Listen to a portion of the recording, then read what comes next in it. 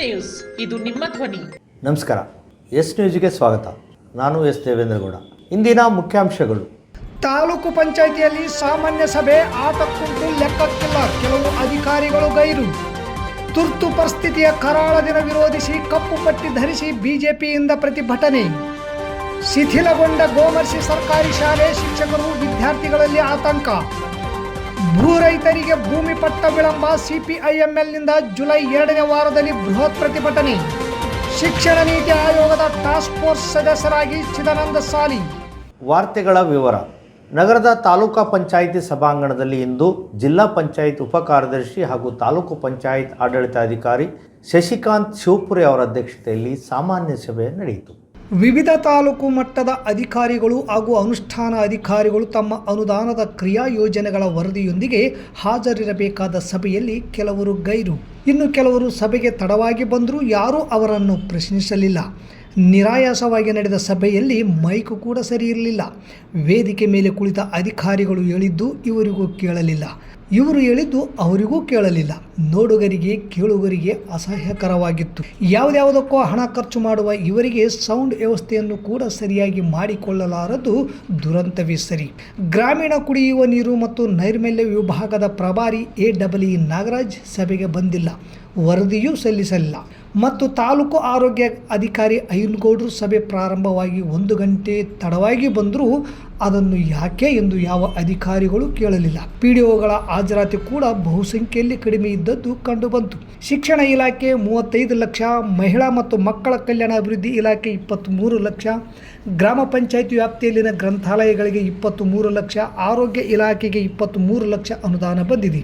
ತಮ್ಮ ಬೇಡಿಕೆಗೆ ಅನುಗುಣವಾಗಿ ಪಟ್ಟಿಯನ್ನು ಕೊಟ್ಟು ಅನುದಾನ ಸದ್ಬಳಕೆ ಮಾಡಿಕೊಳ್ಳಿ, ಅನಗತ್ಯವಾಗಿ ಹಣ ಖರ್ಚು ಮಾಡಬೇಡಿ ಎಂದು ಅಧಿಕಾರಿಗಳು ಇಲಾಖೆಯ ಅಧಿಕಾರಿಗಳಿಗೆ ಸೂಚನೆ ನೀಡಿದರು. ಸಭೆಯಲ್ಲಿ ತಾಲೂಕು ಪಂಚಾಯಿತಿ EO ಚಂದ್ರಶೇಖರ್ ಹಾಗೂ ವಿವಿಧ ಇಲಾಖೆಯ ಅಧಿಕಾರಿಗಳು, ಗ್ರಾಮೀಣಾಭಿವೃದ್ಧಿ ಅಧಿಕಾರಿಗಳು ಹಾಜರಿದ್ದರು. ಮಾಜಿ ಪ್ರಧಾನಿ ಇಂದಿರಾ ಗಾಂಧಿಯವರು ತಮ್ಮ ಆಡಳಿತಾವಧಿಯಲ್ಲಿ ಹೇರಿದ್ದ ತುರ್ತು ಪರಿಸ್ಥಿತಿಯನ್ನು ವಿರೋಧಿಸಿ ತಾಲೂಕಾ ಬಿಜೆಪಿ ಪಕ್ಷದಿಂದ ಕರಾಳ ದಿನ ಎಂದು ಕಪ್ಪು ಬಟ್ಟೆ ಧರಿಸಿ ಪ್ರತಿಭಟನೆ ನಡೆಸಿದರು. ನಗರದ ಪ್ರವಾಸಿ ಮಂದಿರದಿಂದ ಹೊರಟ ಪ್ರತಿಭಟನೆ ಮಹಾತ್ಮ ಗಾಂಧಿ ವೃತ್ತದಲ್ಲಿ ಕಾಂಗ್ರೆಸ್ ಪಕ್ಷದ ಆಡಳಿತದ ಅವಧಿಯಲ್ಲಿ ಹೇರಿದ್ದ ತುರ್ತು ಪರಿಸ್ಥಿತಿಯ ಕರಾಳ ದಿನವಾಗಿತ್ತು. ಆ ದಿನದ ಕುರಿತಾಗಿ ರಾಹುಲ್ ಗಾಂಧಿಯವರು ಕ್ಷಮೆ ಕೇಳಬೇಕೆಂದು ಧಿಕ್ಕಾರದ ಘೋಷಣೆ ಕೂಗಿದರು. 1975ರಲ್ಲಿ ದೇಶದ ಪ್ರಧಾನಿ ಮಂತ್ರಿಗಳಾಗಿದ್ದ ಇಂದಿರಾ ಗಾಂಧಿಯವರು ಏಕಪಕ್ಷೀಯ ಆಡಳಿತ ನಡೆಸಿ ಹಲವರನ್ನು ಜೈಲಿಗೆ ಕಳುಹಿಸಿದ್ದಾರೆ. ಕೆಲವರ ಹಕ್ಕುಗಳನ್ನು ಸಹ ಮೊಟಕುಗೊಳಿಸಿದ್ದರು. ಇದು ಸರಿಯಲ್ಲ ಎಂದು ಆಕ್ರೋಶ ಹೊರಹಾಕಿದ್ದರು. ಈ ವೇಳೆ ಮುಖಂಡರಾದ ಮಧ್ವರಾಜ್ ಆಚಾರ್, ಎಂ ದೊಡ್ಡಬಸವರಾಜ್, ಬಿಜೆಪಿ ಯುವ ಮೋರ್ಚಾ ಜಿಲ್ಲಾ ಉಪಾಧ್ಯಕ್ಷ ಸಿದ್ದು ಹೂಗಾರ್, ಬಿಜೆಪಿ ನಗರ ಮಂಡಲ ಅಧ್ಯಕ್ಷ ಮಲ್ಲಿಕಾರ್ಜುನ್ ಜೀನೂರ್, ಯುವ ಮೋರ್ಚಾ ಅಧ್ಯಕ್ಷ ಮುತ್ತು ಬರ್ಸಿ, ಶಿವಬಸನಗೌಡ, ಯಲ್ಲೂಸಾ ಬದಿ, ವೀರರಾಜು ಸೇರಿದಂತೆ ಅನೇಕ ಕಾರ್ಯಕರ್ತರಿದ್ದರು. ಇವ್ರೇನು ಹೋರಾಡ್ತಾ ಇದ್ರು ದೇಶ ರಕ್ಷಣೆಗೋಸ್ಕರ, ಸಂವಿಧಾನ ರಕ್ಷಣೆಗೋಸ್ಕರ, ಇವ್ರನ್ನ ಎಲ್ಲರನ್ನೂ ಇಲ್ಲಿಗಲ್ ಆಗಿ ಆಲ್ಮೋಸ್ಟ್ ಕೆಲವೊಬ್ಬರನ್ನ ಬೆಂಗಳೂರು ಜೈಲಲ್ಲಿ, ಕೆಲವರು ಬೇರೆ ಕಡೆಗೆ ಹಾಕಿದ್ರು. ಈ ಪತ್ರಿಕಾ ಸ್ವಾತಂತ್ರ್ಯ ಅದನ್ನು ಮೊಟಕುಗೊಳಿಸಿದ್ರು. ಈ ಸಂವಿಧಾನದ ಆಶಯ ಏನಿದೆ, ಈ ವಾಕ್ ಸ್ವಾತಂತ್ರ್ಯ ಅದನ್ನು ಮೊಟಕುಗೊಳಿಸಿದ್ರು. ಜೊತೆಗೆ ಇಂದಿರಾ ಗಾಂಧಿ ಅವ್ರ ಮಗ ಇನ್ನೂ ಒಂದು ಹೆಜ್ಜೆ ಮುಂದೋಗಿ ಈ ಸಂತಾನಹರಣ ಚಿಕಿತ್ಸೆ ಈ ಕೆಲಸನೂ ಮಾಡಿಬಿಟ್ಟಿರ್ತಾರೆ. ಹಾಗಾಗಿ ಈ ಕಾಂಗ್ರೆಸ್ ಪಕ್ಷಕ್ಕೆ ಇವತ್ತಿನ ಹೊತ್ತಿಗೆ ಹೇಳೋದಾದರೆ ಯಾವುದೇ ರೀತಿಯ ಸಂವಿಧಾನದ ರಕ್ಷಣೆಗೆ ಯಾವುದೇ ರೀತಿಯ ಪದ್ಧತಿಯೂ ಇಲ್ಲ, ಅವರಿಗೆ ಅದ್ರ ಬಗ್ಗೆ ಒಂದು ಗೌರವನೂ ಇಲ್ಲ. ಹಾಗಾಗಿ ಇವತ್ತು ಭಾರತೀಯ ಜನತಾ ಪಕ್ಷ ನಾವು ಏನು ಡಿಮ್ಯಾಂಡ್ ಮಾಡ್ತಾ ಇದ್ದೀವಿ ಅಂತಂದರೆ, ಈ ಕಾಂಗ್ರೆಸ್ ಪಕ್ಷದ ಇವತ್ತಿಗಾದ್ರೂ ಈ ರಾಷ್ಟ್ರ ನಾಯಕರಾಗಿರ್ತಕ್ಕಂಥ ನಮ್ಮ ಮಲ್ಲಿಕಾರ್ಜುನ್ ಖರ್ಗೆ ಅವರಿರ್ಬೋದು, ಈ ಗಾಂಧಿ ಪಳಿವಳಿಕೆ ಆಗಿರ್ತಕ್ಕಂಥ ರಾಹುಲ್ ಗಾಂಧಿ ಇರ್ಬೋದು, ಸೋನಿಯಾ ಗಾಂಧಿ ಅವರು ಇರ್ಬೋದು, ಇವರೆಲ್ಲ ಮಾಡಿರ್ತಕ್ಕಂಥ ಅನೈತಿಕತೆಯನ್ನು ಒಪ್ಪಿಕೊಂಡು ಬಾಯಿ ಮುಚ್ಚಿಕೊಂಡಿರ್ತಕ್ಕಂಥ ಸಿದ್ದರಾಮಯ್ಯ, DK ಶಿವಕುಮಾರ್ ಇರ್ಬೋದು, ಇವರು ಎಲ್ರಿಗೂ ಸ್ವಲ್ಪ ಆದರೂ ಪಾಪ ಪಂಗ ಇತ್ತು ಅಂತಂದರೆ ಈ ತುರ್ತು ಪರಿಸ್ಥಿತಿ ನಮ್ಮಿಂದ ತಪ್ಪಾಗಿದೆ ಅಂತೇಳಿ ಒಪ್ಪಿಕೊಂಡು ಜನಸಾಮಾನ್ಯ ಕ್ಷಮೆ ಕೇಳಬೇಕಂತ ಹೇಳ್ತಾ ನನ್ನ ಮಾತು. ಸಿಂಧನೂರು ತಾಲೂಕಾ ಶೈಕ್ಷಣಿಕ ಅಭಿವೃದ್ಧಿಗಾಗಿ ಸರ್ಕಾರ ಹಲವಾರು ಯೋಜನೆಗಳು ಜಾರಿಗೆ ತಂದಿತ್ತು. ಅದರಲ್ಲೂ ಕಲ್ಯಾಣ ಕರ್ನಾಟಕ ಭಾಗದಲ್ಲಿ 371J ಕಾಯ್ದೆ ಅನುಷ್ಠಾನದ ಬಂದ ನಂತರ ಶಿಕ್ಷಣಕ್ಕೆ ಒತ್ತು ನೀಡಿ ಶಾಲಾ ಕಟ್ಟಡಗಳನ್ನು ನಿರ್ಮಿಸುವುದು ಸೇರಿದಂತೆ ಶಿಕ್ಷಕರನ್ನು ತ್ವರಿತಗತಿಯಲ್ಲಿ ನೇಮಕ ಮಾಡಿಕೊಳ್ಳುತ್ತಿರುವುದು ಸ್ವಾಗತಾರ್ಹ ಸಂಗತಿ. ತಾಲೂಕಿನ ಗೋಮರ್ಸಿ ಗ್ರಾಮದ ಹಿರಿಯ ಪ್ರಾಥಮಿಕ ಶಾಲೆಯನ್ನು ಅಭಿವೃದ್ಧಿಪಡಿಸಬೇಕಾದ ಚುನಾಯಿತ ಪ್ರತಿನಿಧಿಗಳು ಮತ್ತು ಅಧಿಕಾರಿಗಳ ನಿರ್ಲಕ್ಷ್ಯ ಮನೋಭಾವದಿಂದಾಗಿ ಹಾಗೂ ಬೇಜವಾಬ್ದಾರಿಯಿಂದಾಗಿ ಶಾಲೆ ಇಂದು ಅಧೋಗತಿಗೆ ಬಂದಂತಾಗಿದೆ. ಈ ಗೋಮರ್ಸಿ ಸರ್ಕಾರಿ ಪ್ರಾಥಮಿಕ ಶಾಲೆಯಲ್ಲಿ ನೂರಾರು ಸಂಖ್ಯೆಯಲ್ಲಿ ವಿದ್ಯಾರ್ಥಿಗಳು ವ್ಯಾಸಂಗ ಮಾಡುತ್ತಿದ್ದಾರೆ. ಆದರೆ ಹಲವು ವರ್ಷಗಳಿಂದ ಶಿಥಿಲ ವ್ಯವಸ್ಥೆಯಲ್ಲಿರುವ ಕಟ್ಟಡದಲ್ಲಿಯೇ ವಿದ್ಯಾರ್ಥಿಗಳಿಗೆ ಶಿಕ್ಷಕರು ತರಗತಿಯನ್ನು ನಡೆಸುತ್ತಿದ್ದಾರೆ. ಮಳೆ ಬಂತೆಂದರೆ ಸಾಕು ಕಟ್ಟಡದ ಮೇಲ್ಛಾವಣಿ ಕುಸಿದು ಬೀಳುತ್ತಿದ್ದರೂ ಕೂಡ ಚುನಾಯಿತ ಜನಪ್ರತಿನಿಧಿಗಳಾಗಲಿ ಸಂಬಂಧಪಟ್ಟ ಇಲಾಖೆಯ ಅಧಿಕಾರಿಗಳಾಗಲಿ ಸಂಪೂರ್ಣ ದುರಸ್ತಿಗೊಂಡ ಕಟ್ಟಡಗಳನ್ನು ಹೊಡೆದು ಹಾಕಿ ಹೊಸ ಕಟ್ಟಡಗಳನ್ನು ನಿರ್ಮಿಸಿ ವಿದ್ಯಾರ್ಥಿಗಳ ಶೈಕ್ಷಣಿಕ ಅಭಿವೃದ್ಧಿಗೆ ಮುಂದಾಗುವ ನಿಟ್ಟಿನಲ್ಲಿ ಕ್ರಮ ಕೈಗೊಳ್ಳಬೇಕಾಗಿತ್ತು. ಆದರೆ ಇವರ ನಿರ್ಲಕ್ಷ್ಯತನದಿಂದ ಮಕ್ಕಳ ಅಭಿವೃದ್ಧಿ ಒಂದೆಡೆಯಾದರೆ ಇಲ್ಲಿ ಕರ್ತವ್ಯ ನಿರ್ವಹಿಸುತ್ತಿರುವ ಶಿಕ್ಷಕರಿಗೆ ಮತ್ತು ವಿದ್ಯಾರ್ಥಿಗಳ ಜೀವಕ್ಕೆ ಅಪಾಯ ಕಟ್ಟಿಟ್ಟ ಬುತ್ತಿ ಎನ್ನುವುದು ಕಂಡುಬಂದಿದೆ. ಈ ರೀತಿಯಾದರೆ ಮಕ್ಕಳ ಶೈಕ್ಷಣಿಕ ಅಭಿವೃದ್ಧಿ ಸಾಧ್ಯನಾ? ಈ ಕುರಿತು ಊರಿನ ಗ್ರಾಮಸ್ಥರಾದ ನಾರಾಯಣರಾವ್ ಗೋಮರ್ಸಿ ಮಾತನಾಡಿ, ನಮ್ಮ ಗ್ರಾಮದಲ್ಲಿರುವ ಸರ್ಕಾರಿ ಶಾಲಾ ಕಟ್ಟಡ ಸಂಪೂರ್ಣ ಶಿಥಿಲಾವಸ್ಥೆ ತಲುಪಿದ್ದು ಕೂಡಲೇ ತಾಲೂಕಿನ ಶಾಸಕರು ವಿಶೇಷ ಅನುದಾನವನ್ನು ಮಂಜೂರು ಮಾಡಿ ಶಾಲಾ ಕಟ್ಟಡ ನಿರ್ಮಿಸಲು ಒತ್ತಾಯಿಸಿದರು. ಶಾಲೆಯ ಮುಖ್ಯ ಗುರುಗಳು ಜ್ಯೋತಿಲಕ್ಷ್ಮಿ ಮಾತನಾಡಿ, ಶಿಥಿಲಾವಸ್ಥೆಯಲ್ಲಿರುವ ಕಟ್ಟಡವನ್ನು ತೆರವುಗೊಳಿಸಿ ನೂತನ ಕಟ್ಟಡವನ್ನು ನಿರ್ಮಿಸುವಂತೆ ಸಂಬಂಧಪಟ್ಟ ಅಧಿಕಾರಿಗಳಿಗೆ ಪತ್ರವನ್ನು ಬರೆದು ಮನವಿ ಮಾಡಿದ್ದೇವೆ ಎಂದರು.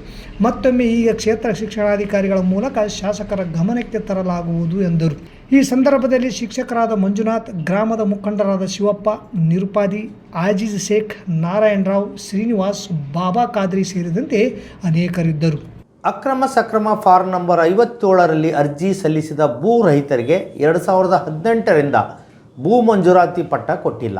ಭೂಪಟ್ಟ ಕೊಡುವಂತೆ ಆಗ್ರಹಿಸಿ ಜುಲೈ 2ನೇ ವಾರದಿಂದ ಬೃಹತ್ ಪ್ರತಿಭಟನೆ ಹಮ್ಮಿಕೊಳ್ಳಲಾಗುವುದು ಎಂದು CPIML ರಾಜ್ಯ ಕಾರ್ಯದರ್ಶಿ DH ಪೂಜಾರ್ ಹೇಳಿದರು. ನಗರದ ಪತ್ರಿಕಾ ಭವನದಲ್ಲಿ CPIML ಮಾಸ್ ಲೈನ್ ಕರ್ನಾಟಕದಿಂದ ಸುದ್ದಿಗೋಷ್ಠಿ ನಡೆಸಿ ಮಾತನಾಡಿದ ಅವರು, ಕಳೆದ BJP ಆಡಳಿತದ ಅವಧಿಯಲ್ಲಿಯೂ ಕೂಡ BS ಯಡಿಯೂರಪ್ಪ, ಬಸವರಾಜ ಬೊಮ್ಮಾಯಿ ಪಟ್ಟ ಕೊಡುವ ಕಾರ್ಯ ಮಾಡಲಿಲ್ಲ. ಈಗಿನ CM ಸಿದ್ದರಾಮಯ್ಯನವರು ಚುನಾವಣೆ ಪ್ರಣಾಳಿಕೆಯಲ್ಲಿ ಕೊಟ್ಟ ಭರವಸೆಯಂತೆ ಭೂ ಮಂಜೂರಾತಿ ಪಟ್ಟ ಕೊಡುವಲ್ಲಿ ವಿಳಂಬ ಮಾಡುತ್ತಿದ್ದಾರೆ. BJPಯ ಕೇಂದ್ರ ಸರ್ಕಾರ ಪೈಪ್ಲೈನ್ ಹೆಸರಿನಲ್ಲಿ ರೈಲು ನಿಲ್ದಾಣ, ವಿಮಾನ ನಿಲ್ದಾಣ, ಬಂದರು, ಅನೇಕ ಸಾರ್ವಜನಿಕ ಆಸ್ತಿಗಳನ್ನು ಕಾರ್ಪೊರೇಟ್ ಕಂಪನಿಗಳಿಗೆ ಮಾರಾಟ ಮಾಡಿದ್ದಾರೆ. ಅದೇ ಮಾರ್ಗದಲ್ಲಿ ರಾಜ್ಯ ಕಾಂಗ್ರೆಸ್ ಸರ್ಕಾರವು ಕೂಡ ನಗದೀಕರಣ ಎಂಬ ಹೆಸರಿನಲ್ಲಿ ಈ ಕಾರ್ಯ ಮಾಡುತ್ತಿದ್ದಾರೆ ಎಂದು ಆರೋಪಿಸಿದರು. ಮಣ್ಣಿನ ಮಗ ಎಂದೇ ಬಿಂಬಿತರಾದ HD ಕುಮಾರಸ್ವಾಮಿ ಕೇಂದ್ರ ಸಚಿವರಾದ ಭರದಲ್ಲಿ ಮೊದಲಿಗೆ ಸಂಡೂರು ಹೊಣೆಗಾರಿಕೆ ಪ್ರಾರಂಭಕ್ಕೆ ಸಹಿ ಹಾಕಿದ್ದು ದೊಡ್ಡ ದುರಂತವೇ ಸರಿ. ಇದನ್ನು ಕೂಡ ವಿರೋಧಿಸಿ ಹೋರಾಟ ಹಮ್ಮಿಕೊಳ್ಳಲಾಗುವುದೆಂದರು.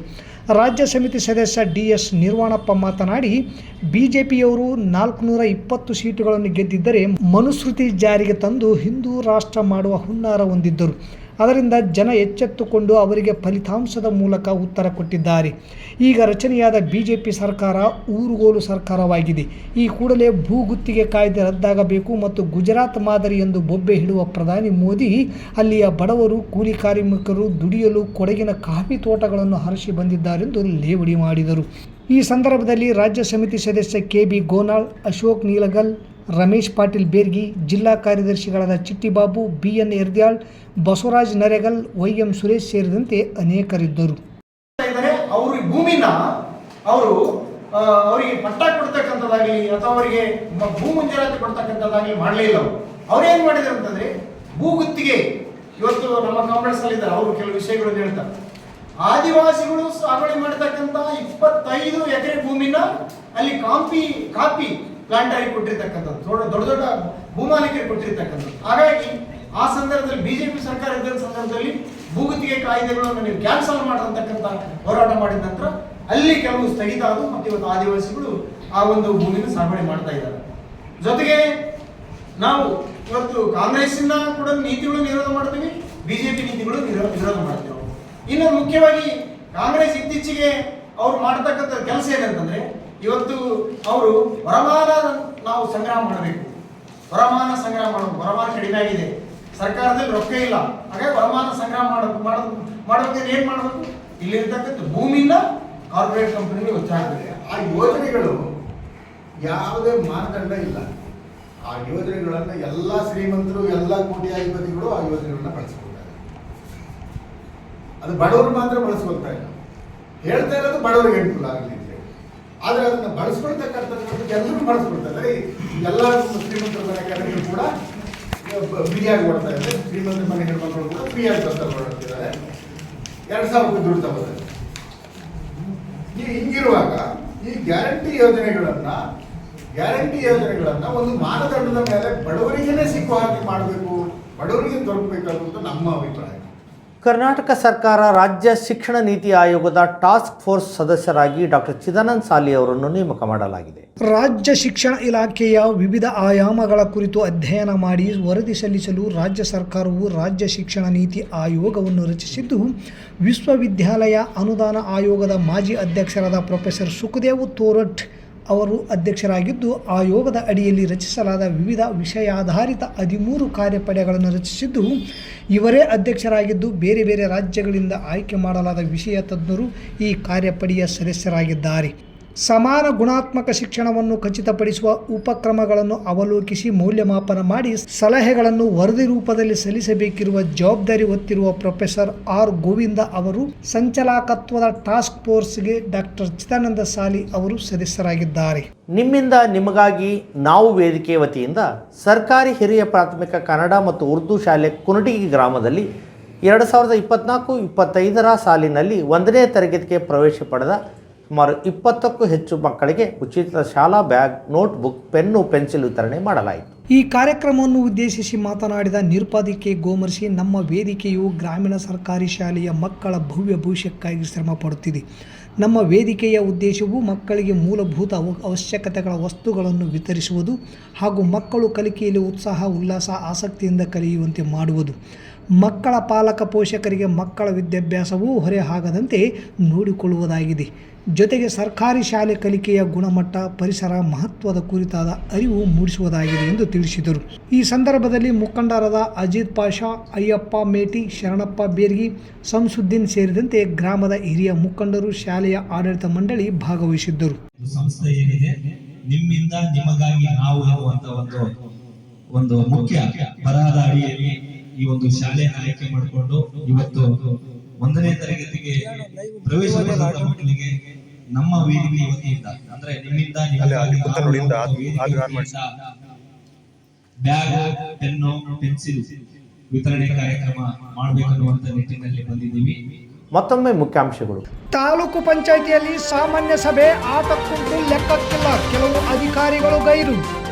ತುರ್ತು ಪರಿಸ್ಥಿತಿಯ ಕರಾಳ ದಿನ ವಿರೋಧಿಸಿ ಕಪ್ಪು ಪಟ್ಟಿ ಧರಿಸಿ ಬಿಜೆಪಿಯಿಂದ ಪ್ರತಿಭಟನೆ. ಶಿಥಿಲಗೊಂಡ ಗೋಮರ್ಶಿ ಸರ್ಕಾರಿ ಶಾಲೆ ಶಿಕ್ಷಕರು, ವಿದ್ಯಾರ್ಥಿಗಳಲ್ಲಿ ಆತಂಕ. ಭೂ ರೈತರಿಗೆ ಭೂಮಿ ಪಟ್ಟ ವಿಳಂಬ, ಸಿಪಿಐಎಂಎಲ್ನಿಂದ ಜುಲೈ 2ನೇ ವಾರದಲ್ಲಿ ಬೃಹತ್ ಪ್ರತಿಭಟನೆ.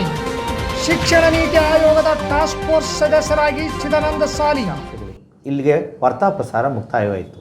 ನಿರಂತರ ಸುದ್ದಿಗಾಗಿ ವೀಕ್ಷಿಸಿ ಎಸ್ ನ್ಯೂಸ್. ಇದು ನಿಮ್ಮ ಧ್ವನಿ. ನಮಸ್ಕಾರ.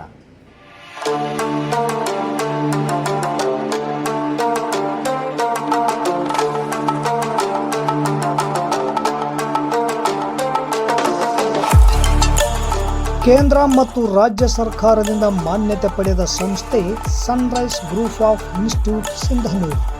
ನಿಮ್ಮ ಮಕ್ಕಳ ಉಜ್ವಲ ಭವಿಷ್ಯಕ್ಕಾಗಿ Sunrise college of pharmacy, school of nursing ಮತ್ತು ಪ್ಯಾರಾಮೆಡಿಕಲ್ ಕಾಲೇಜ್ ಸಿಂಧನೂರು ಈ ಸಂಸ್ಥೆಗೆ ಒಮ್ಮೆ ಭೇಟಿ ನೀಡಿ. ಈ ಸಂಸ್ಥೆಯಲ್ಲಿರುವ ಕೋರ್ಸ್ಗಳು ಬಿ ಫಾರ್ಮಸಿ ವಿದ್ಯಾರ್ಹತೆ PUC ಮತ್ತು ಸೈನ್ಸ್ ಪಾಸ್ ಅವಧಿ 2 ವರ್ಷ, ನರ್ಸಿಂಗ್ GNM PUC ಕಲಾ ವಿಜ್ಞಾನ ವಾಣಿಜ್ಯ ಪಾಸ್ ಅವಧಿ 3 ವರ್ಷ, ಪ್ಯಾರಾಮೆಡಿಕಲ್ DMLT ಮತ್ತು DHI ವಿದ್ಯಾರ್ಹತೆ SSLC ಅಥವಾ PUC ವಿಜ್ಞಾನ ಅವಧಿ 3 ವರ್ಷ. ಸಂಸ್ಥೆಯ ವಿಶೇಷತೆಗಳು: ಅನುಭವಿ ಉಪನ್ಯಾಸಕರಿಂದ ಬೋಧನೆ, ಪ್ರತಿ ಶನಿವಾರ ತಜ್ಞ ವೈದ್ಯರಿಂದ ವಿಶೇಷ ಉಪನ್ಯಾಸ, ಸುಸಜ್ಜಿತ ಕಟ್ಟಡ, ಸ್ಮಾರ್ಟ್ ಕ್ಲಾಸಸ್, CC ಕ್ಯಾಮೆರಾ ಅಳವಡಿಕೆ, ವಿದ್ಯಾರ್ಥಿಗಳಿಗಾಗಿ ಕಲಿಕಾ ಅನುಭವಕ್ಕಾಗಿ ಸಿಂಧನೂರು ಹಾಗೂ ವಿವಿಧ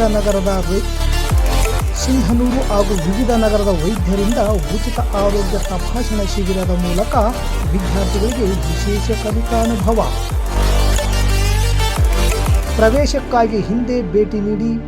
ಇರ್ಫಾನ್ ಕೆ ಅಧ್ಯಕ್ಷರು, Sunrise Group of institute, Renuka Yellamma ದೇವಸ್ಥಾನದ ಹತ್ತಿರ, ವಾಸವಿ ಗುಡಿ ಎದುರುಗಡೆ, ರಾಯಚೂರು ರಸ್ತೆ, ಸಿಂಧನೂರು. Pin number 584728. ದೂರವಾಣಿ ಸಂಖ್ಯೆ 8197143588 9036731385. ಹಿಂದೆ ಭೇಟಿ ನೀಡಿ ನಿಮ್ಮ ಮಕ್ಕಳ ಉಜ್ವಲ ಭವಿಷ್ಯಕ್ಕಾಗಿ. ಕೇಂದ್ರ ಮತ್ತು ರಾಜ್ಯ ಸರ್ಕಾರದಿಂದ ಮಾನ್ಯತೆ ಪಡೆದ ಸಂಸ್ಥೆ Sunrise Group of Institute, Sindhanur.